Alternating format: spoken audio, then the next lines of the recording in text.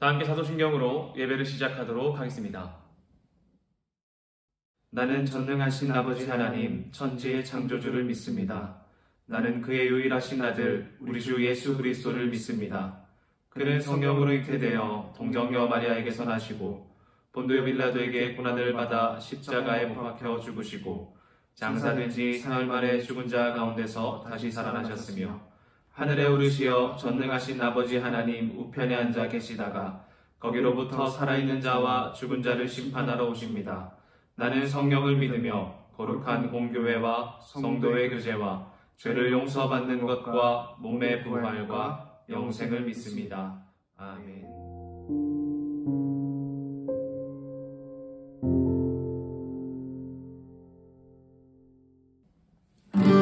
우리 함께 찬양하면서 주님께 나아가지 않으시겠습니까? 당신은 시간을 들고 이 땅 가운데 오셨네. 우리 없는 하늘 원치 않아 우리 삶에 오셨네. 자신의 편안 버리고 우리에게 평안 주셨네. 가장 낮은 자의 모습으로 우리 삶에 오셨네. 하나님 우리와 영원히 함께 하시네.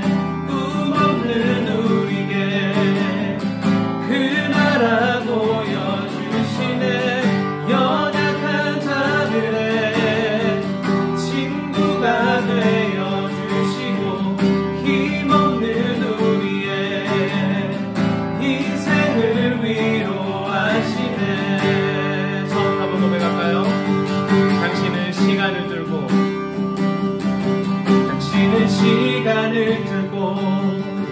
이 땅 가운데 오셨네. 우리 없는 하늘 원치 않아 우리 삶에 오셨네. 자신의 편안 버리고 우리에게 평안 주셨네. 가장 낮은 자의 모습으로 우리 삶에 오셨네.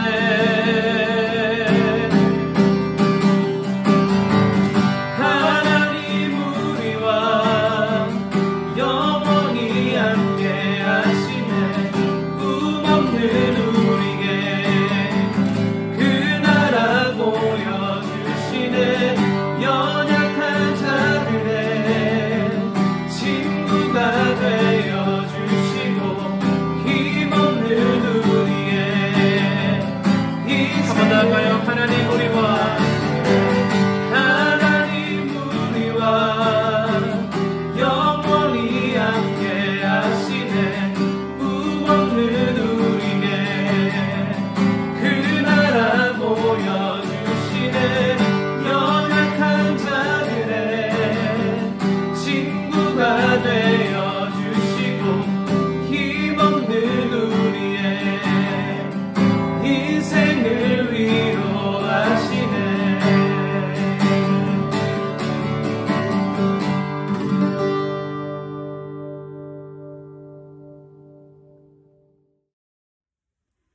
하나님 아버지, 오늘도 하루를 선물로 주셔서 감사합니다.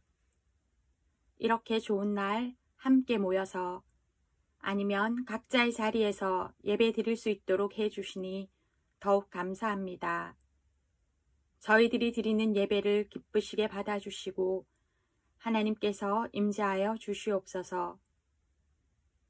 코로나로 인하여 이전의 일상과는 많이 바뀌어버린 저희들을 불쌍히 여기시고 모임이나 만남이 많이 줄었지만 서로에게 갖는 관심과 사랑의 실천은 줄어들지 않고 더 풍성해지도록 저희들에게 지혜를 주시고 인도해 주시옵소서. 우리 중고등부 친구들이 지금 어떤 형편인지, 어떤 어려움이 있는지, 어떤 비전이 있는지 저희들은 다 알 수 없지만 우리 아이들을 만드시고 기뻐하신 하나님 아버지께서는 다 아시오니 위로하여 주시고 손잡아 주시고 늘 함께 동행해 주시옵소서. 지금은 중고등부 학생들 시험 기간입니다. 하나님, 저희들은 지혜가 부족합니다. 후히 주시고 꾸짖지 아니하시는 하나님께 지혜를 구하며 공부하게 하시고 집중력과 건강을 주셔서 공부하는 데 어려움이 없게 하여 주시옵소서. 특히 고3 학생들 붙들어 주시고 힘든 시기이지만 매일매일 감사하며 지낼 수 있도록 축복하여 주시옵소서. 오늘 말씀을 전하시는 전도사님께 함께해 주시고 그 말씀이 살아서 저희들 관절과 골수를 찔러 쪼개어 말씀대로 살아가는 저희들 되도록 인도하실 것을 믿습니다. 하나님 아버지께 드려지는 이 예배가 하나님께도 저희들에게도 큰 기쁨이 되기를 간절히 원하오며 예수님 이름으로 기도드립니다. 아멘.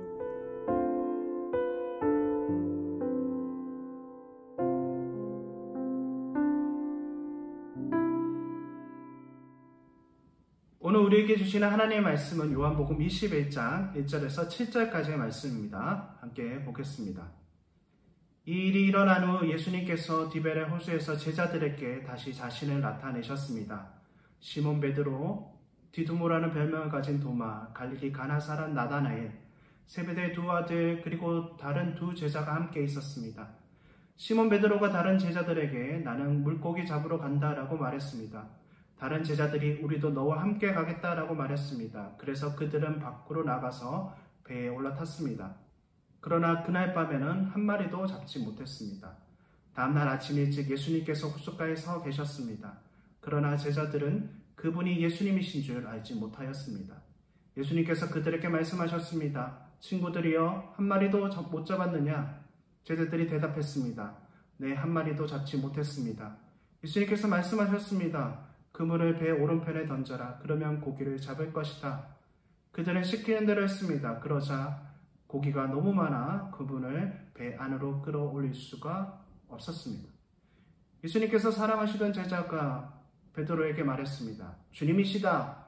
베드로는 주님이시다 라는 말을 듣자 말자 벗고 있던 고롯을 몸에 두르고는 물에 뛰어들었습니다. 아멘. 반갑습니다. 동래중앙교회 중고등부 여러분, 혹시 여러분 인생에서 기억나는 장면이 있습니까? 아니, 조금 더 정확하게 말하면 어떤 행동을 하거나 무언가를 보았을 때 떠오르는 사람 혹은 장면들이 있나요? 예를 들어서 저는 바다를 보면서 낚시하는 사람들을 보면 함께 낚시 갔던 친구들이 떠오르고 그들과 함께 했던 추억들이 떠오릅니다. 또 풍성하게 핀 꽃을 보면 글을 참 이쁘게 쓰던 친구가 떠올라요. 왜냐하면 그 친구가 꽃을 표현한 글이 정말 예뻤거든요. 또 하나 더, 혹시 여러분 무언가를 잊기 위해 혹은 복잡한 생각들을 정리하기 위해 다른 일에 집중한 적이 있으십니까? 흔히 우리 운동을 좋아하는 친구들은 괜히 엄청 신랄한 마음이 생기면 체육관에 가서 운동을 정말 열심히 합니다. 그러면서 그 일들을 잊으려고 하죠. 몸을 피곤하게 만들어서 나를 괴롭히는 마음들을 잊으려고 하는 것입니다. 어떤 사람들은 청소를 하고 정리를 하면서 생각들을 정리하는 경우도 있지요. 여러분의 일상에 조금 더 가까우려면 이런 것이 있을 것입니다. 친구나 혹은 부모님과 싸웠을 때 그 심란한 마음을 무시하기 위해 괜히 핸드폰으로 유튜브를 더 많이 보고 인스타그램에서 클립 영상들을 계속 찾아보는 것이죠. 싸운 것을 잊고 무시하기 위해서 말입니다. 근데 이러한 일들은 모든 사람이 가지는 패턴과도 같은 것 같아요. 저도, 여러분들도, 여러분들의 부모님도, 선생님들도 이런 과정을 겪어왔습니다. 그런데 오늘 본문을 보면 방금 이야기한 패턴과 조금 비슷한 상황을 엿볼 수 있어요. 요한복음 20장은 십자가 사건을 앞두고 도망갔던 제자들에게 예수님께서 나타나셔서 부활을 선포하시고 또 의심이 많았던 제자 도마에게 손을 내밀어서 그의 의심을 해결한 후 마무리를 합니다. 특히 마지막 부분을 보면 클로징 멘트에 가까워요. 30절과 31절인데 한번 볼까요? 예수님께서는 제자들이 있는 곳에서 이 책에 기록되지 않은 다른 표적들도 많이 행하셨습니다. 그런데도 이 책에 있는 표적들을 기록한 것은 여러분들로 하여금 예수님께서 하나님의 아들 그리스도이심을 믿게 하고 그분의 이름을 믿음으로써 생명을 얻게 하기 위해서입니다. 아멘. 이렇게 마무리되는 것 같지요. 그런데 이 일이 일어난 후에 오늘 본문에 새로운 이야기가 시작됩니다. 3절인데요. 이렇게 말해요. 시몬 베드로가 다른 제자들에게 나는 물고기 잡으러 간다 라고 말했습니다. 베드로가 이렇게 말하는 거예요. 이 일이 있은 후에 나 물고기 잡으러 갈래. 이렇게 말하니까 다른 제자들이 나도 말합니다. 따라 말해요. 나도. 그리고 그들은 호수로 나아갔습니다. 여기서 베드로가 물고기 잡으러 간다는 이 말들을 사람들마다 좀 다르게 해석하기도 해요. 첫 번째는 제자들이 부활하신 예수님을 만나고도 삶의 원래 자리, 예수님을 만났지만 부활하신 예수님 만났지만 그럼에도 삶의 원래 자리, 돈을 버는 자리로 돌아갔다라고 말이죠. 이 말도 이해가 갑니다. 부활하신 예수님을 만났지만 베드로는 자신이 예수 그리스도를 버리고 도망갔었다는 사실을 잊지 않았겠죠. 내가 예수님한테 염치가 없잖아요. 우리말로 염치가 없다라고 하잖아요. 내가 예수님 버리고 도망갔었는데 어떻게 내가 그 부활하신 예수님을 사랑하고 따라갈 수 있겠어? 이렇게 말입니다. 그래서 예수님을 만나고도 부활하신 예수님 만나고도 염치 없으니까 나는 물고기 잡으러 갈래. 원래 자리로 갈래. 라고 말한다는 것입니다. 또 하나의 해석은 베드로가 부활하신 예수님을 만난 것은 자신이 가지고 있는 기존의 생각을 뒤엎는 큰 일이었기 때문에 마음을 정리해야 될 시간이 필요했다는 것입니다. 무슨 말이냐면 원래 유대인들은 부활이라는 것은 세상의 마지막 날에 일어날 일이에요. 세상의 끝에 부활이라는 것이 일어나는 것입니다. 그런데 예수님께서 부활하셨단 말이죠. 그런데 세상에 종말이 오지는 않았어요. 그러므로 자신이 가지고 있던 기존의 믿음과 신앙에 뭐가 일어났습니까? 균열이 일어났지요. 세상은 종말하지 않았는데 부활하신 예수님이 내 앞에 계시다니. 베드로와 제자들은 자신들이 겪은 일들을 쉽게 받아들일 수 있었겠습니까? 말로 설명하기도 쉽지 않고 받아들이고 이해하기도 쉽지 않다는 것입니다. 이제 자신들의 신앙을 기존의 가치가 아니라 부활하신 예수님을 중심으로 다시 시작해야 되는 상황에 있었던 거예요. 처음에 제가 했던 이야기 생각나십니까? 무언가를 피하기 위해 혹 다른 일에 집중하거나 혹은 우리의 마음을 정리하기 위해 다른 일을 한다는 것. 단순하거나 육체적으로 힘든 일을 하며 사람들은 어려운 마음을 잊거나 정리하려고 합니다.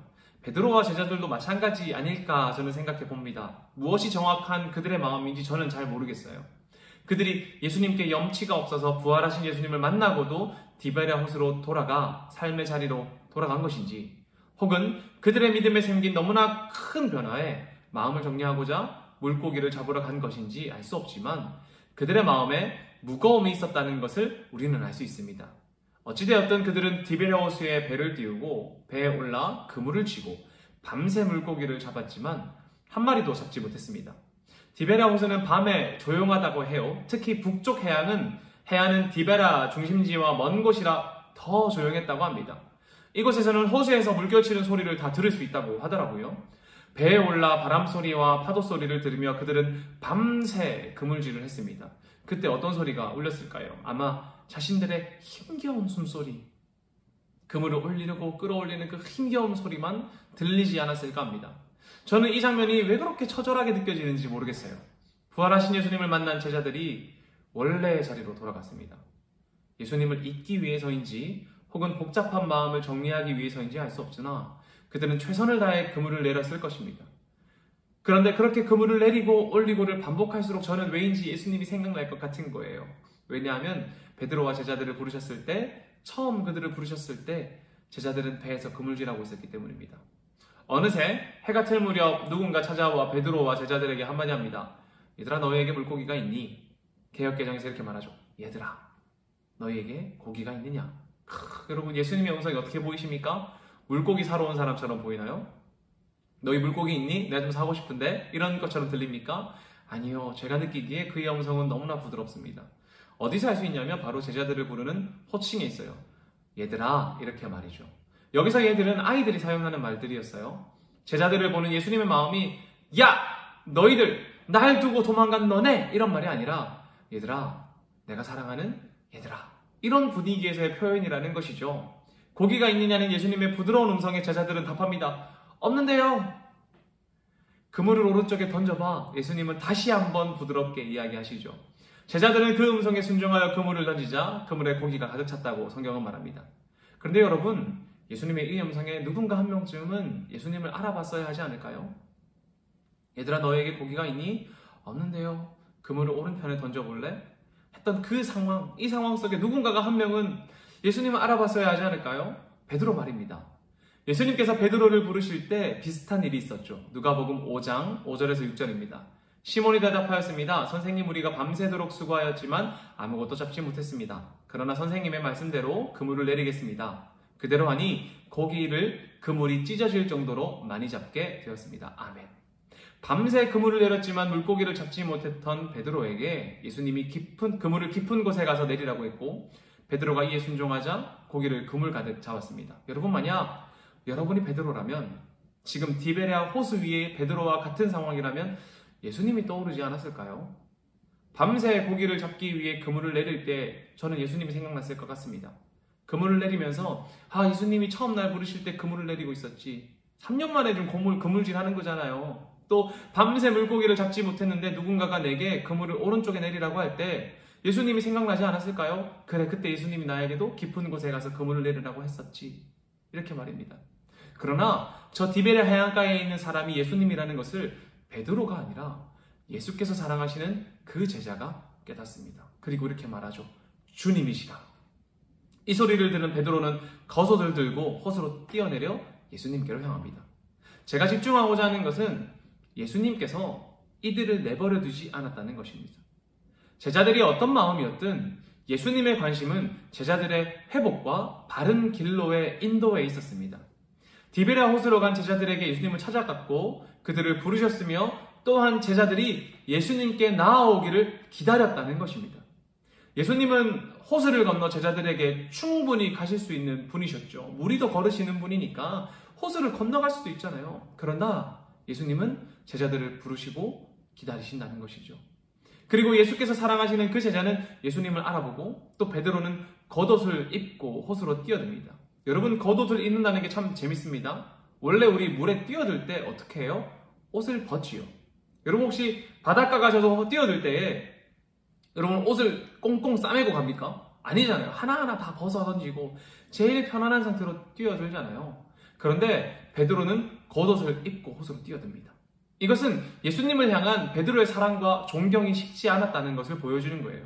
자신이 존경하는 스승을 향해, 내가 사랑하는 예수님을 향해 나아갈 때 그는 존경과 격식, 겉옷을 잊지 않고 호수로 뛰어든다는 것입니다. 이 말은 베드로는 예수님을 전혀 잊지 않고 여전히 예수님을 사랑하고 예수님을 향한 마음이 있었다는 거예요. 그리고 예수님께 뛰어듭니다. 이 예수님의 찾아감과 제자들의 다가옴이 예수님과 제자들 사이에 큰 변화를 일으킵니다. 그것이 바로 존재의 회복입니다.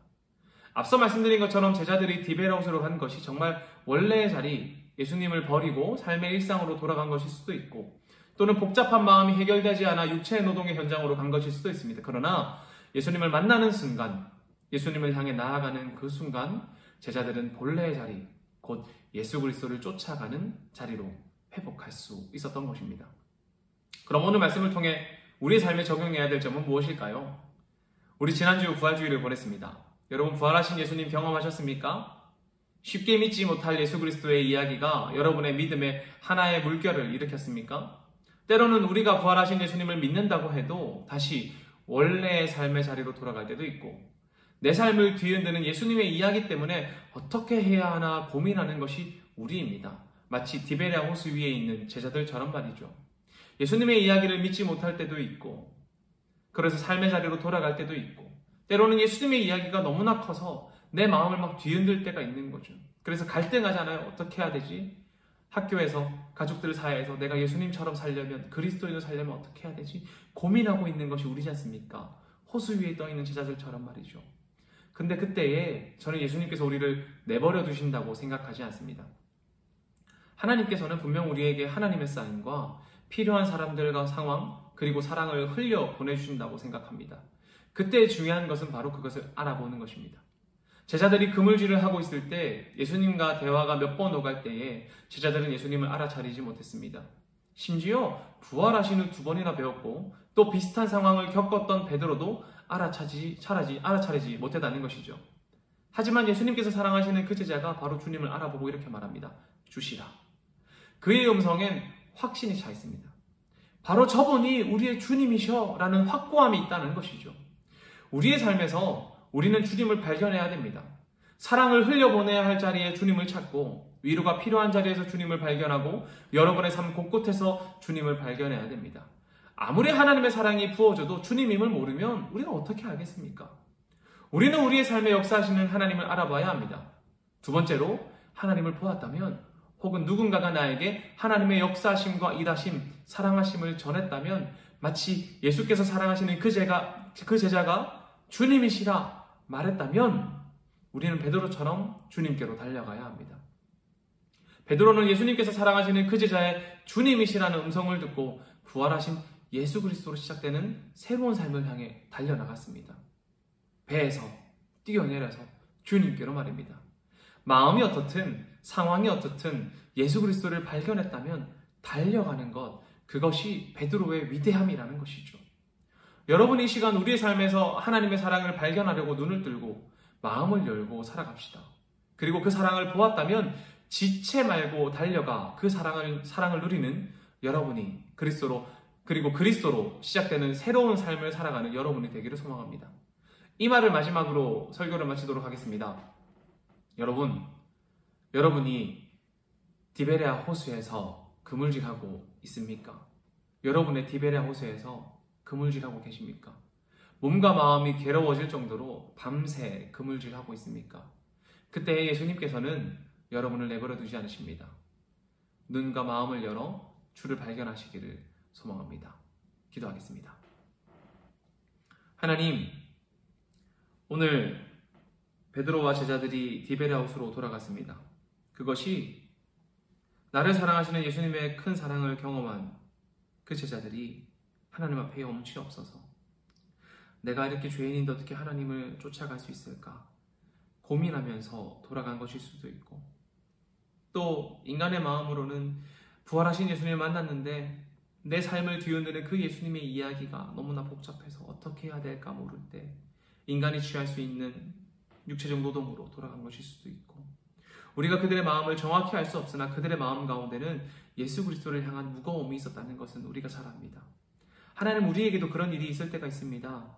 때로는 내가 부활하신 예수님을 경험하고 내 삶에 강권적으로 일하시는 하나님 만났을 때에 그럼에도 내가 주님을 쫓아가지 못하고 어떻게 해야 될까 고민하며 원래 삶의 자리로 돌아갈 때도 있고, 때로는 예수님의 이야기가 내 삶에 물결을 일으키고 내 삶을 뒤흔들었을 때 내 생각을 정리하고 마음을 정리하고 또 때로는 어떻게 해야 될까 결정해야 되는 그때에 가 있습니다. 하나님, 그때에 예수님께서는 우리를 내버려 두지 않으십니다. 우리에게 찾아오셔서 삶의 원래 자리로 간 우리를 부르시고 또 예수 그리스도를 쫓아가는 것이 어떤 것일까 고민하고 있는 우리에게 오셔서 부르십니다. 얘들아, 너희에게 고기가 있느냐? 없는데요. 그때 예수님께서는 우리에게 주님의 음성으로 말씀하십니다. 주님의 갈 길을 보여주시고 우리가 해야 될 것을 보여주십니다. 하나님, 혹시 우리 동네중앙교회 중고등부 아이들 가운데 믿지 못할 예수 그리스도의 이야기 혹은 내 삶을 뒤흔드는 예수 그리스도의 이야기 때문에 고민하고 있는 아이들 혹은 삶의 원래 자리로 돌아가고 있는 아이들이 있다면 그 아이들 내버려 두지 마시고 그들에게 찾아가 하나님의 이야기를 흘려보내 주십시오서. 얘들아, 너에게 고기가 있느냐? 이렇게 말입니다. 그때 우리 아이들이 우리에게 찾아온 하나님의 그 사인과 예수 그리스도의 사랑과 그 위로를 발견하는 아이들 되게 해주옵소서.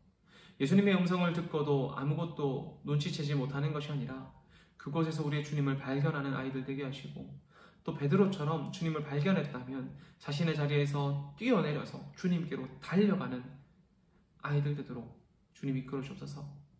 하나님은 우리를 내버려 두지 않으십니다. 혹시 우리 아이들 가운데 디베레아 호수 위에서 자신의 그물질하고 있는 아이들이 있다면 하나님 다가가셔서 그 아이들을 불러주시옵소서. 또 우리 아이들이 주님의 음성에 순종하며 주님의 음성을 발견하고 주님께로 향해 달려나가 부활하신 예수 그리스도로 인하여 새로운 신앙의 삶을 살아가는 아이들 되게 주님 이끌어 주시옵소서. 이후에 있는 모든 시간도 주님께 맡겨드립니다. 사랑합니다. 살아계신 예수님의 이름으로 기도합니다. 아멘. 주기도문으로 예배를 마치겠습니다. 하늘에 계신 우리 아버지, 아버지의 이름을 거룩하게 하시며 아버지의 나라가 오게 하시며 아버지의 뜻이 하늘에서와 같이 땅에서도 이루어지게 하소서. 오늘 우리에게 일용할 양식을 주시고 우리가 우리에게 잘못한 사람을 용서하여 준 것 같이 우리 죄를 용서하여 주시고 우리를 시험에 빠지지 않게 하시고 악에서 구하소서. 나라와 권능과 영광이 영원히 아버지의 것입니다. 아멘.